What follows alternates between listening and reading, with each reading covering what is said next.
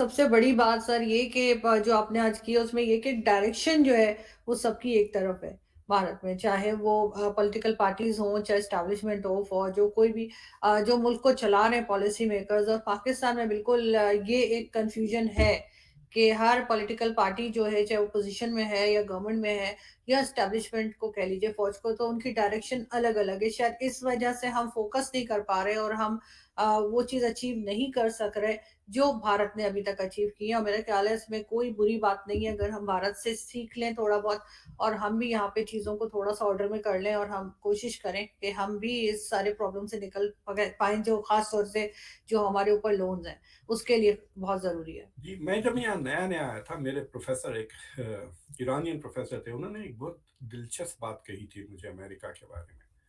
तो उन्होंने कहा कि तुम तो इंडिया से आए हो, तुम अमेरिका की डेमोक्रेसी से क्यों इम्प्रेस्ड हो? मैं बोला मैं जो चाहे वो बोल सकता हूँ, जो चाहे वो लिख सकता हूँ। मैं देखो आपके सामने कह देता हूँ हमारे प्रेसिडेंट बुड्ढा हो गया है, I think he should retire, बहुत हो गई। मैं तो साफ कह रहा हूँ कि हुँ, अगर वो हुँ, 2024 में अगर वो इलेक्शन लड़े तो मैं वोट तो नहीं डालूँगा, जाऊँगा भी नहीं, घर में बैठूँगा यहाँ पर। See I can say these things and not have a problem. या हुँ, ये नहीं कि कोई मुझे यहाँ डेलावेयर से सुन के गवर्नमेंट को फ़ोन हुँ, कर रहा है, पकड़ लेंगे बंद। तो मैं कह रहा था, तो उन्होंने कहा देखो, तुम तो इंडिया से आ रहे हो, तुमने पॉलिटिकल रेंज देखो। इंडिया में हुँ, 4 किस्म की मार्क्सिस्ट पार्टीज़ हैं। मार्क्सिस्ट आरपीआई अजीब-अजीब नाम थे। तो पॉलिटिकल स्पेक्ट्रम बहुत वाइड है, 3-4 किस्म के राइट विंग पार्टीज़ है, सेंट्रिस्ट पार्टीज़ है। अमेरिका में दोनों parties are on the right of the spectrum.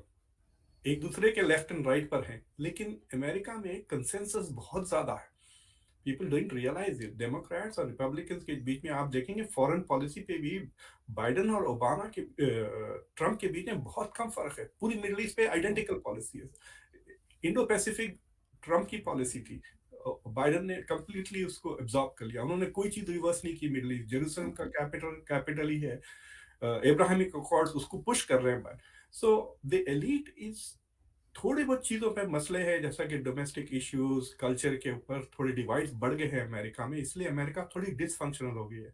लेकिन जब elite are on one page, then the country is moving in in constant development हो। और अगर the elite are on one page in the right direction, ये दूसरी चीज़ है। You can be on the one page and going in the opposite direction और तबाही की हुँ, तरफ, जैसा कि हुँ, आजकल ईरान में हो रहा है।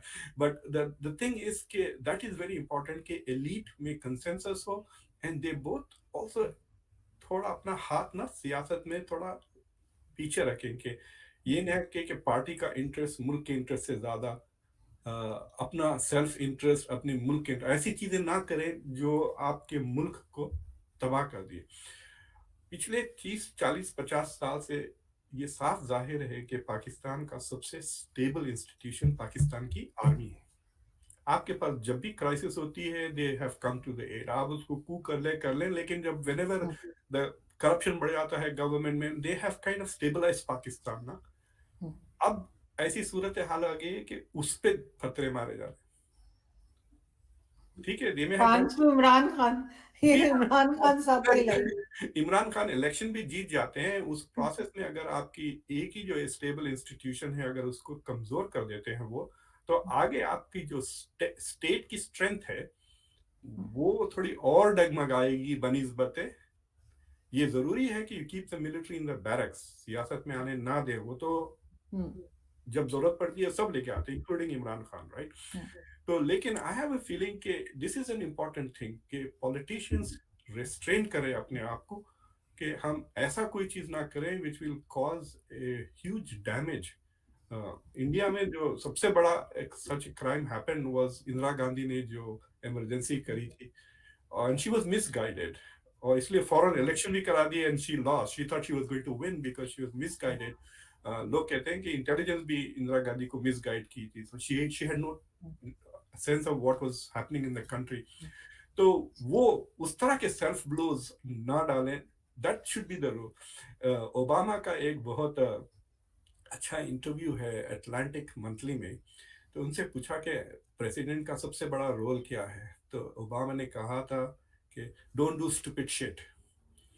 हुँ, ये सबसे बड़ा गाइडिंग प्रिंसिपल है मेरा, कि don't do hmm, stupid shit, कि ऐसी चीजें ना करें जो बेवकूफाना हो और हुँ, नुकसान पहुंचाए खास तौर से मुल्क के लिए, and this is an important चीज दैट हैज टू बी, मतलब पॉलिटिकल कल्चर और एथिक्स में ये चीज आनी चाहिए।